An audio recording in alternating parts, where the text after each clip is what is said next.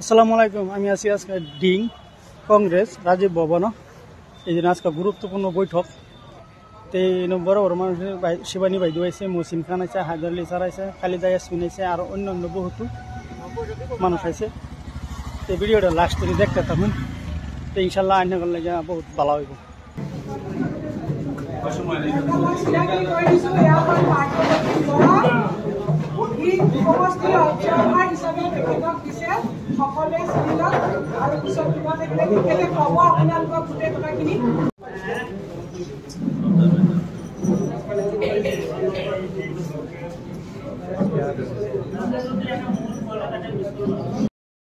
আমাৰ সকলো BLA training হ'ব।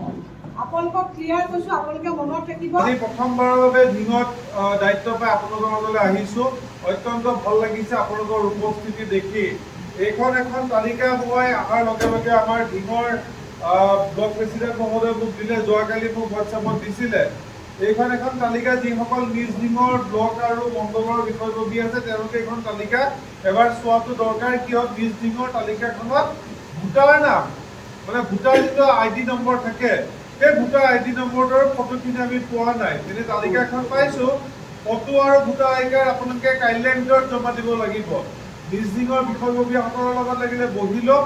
আপোনালোকে কাইলৈৰ দিনটোৰ ভিতৰতে ফোন কৰি লাগিলে এটা মণ্ডলত 10টা মণ্ডল আছে, এজন দায়িত্ব লৈ 10টা ফোন কৰি আপোনালোকে ফটো আৰু যিটো ভোটাৰ এপিক নম্বৰ বুলি কয়, ভোটাৰ আই কাৰ্ড নম্বৰ, এইটো আমাক লাগিবই।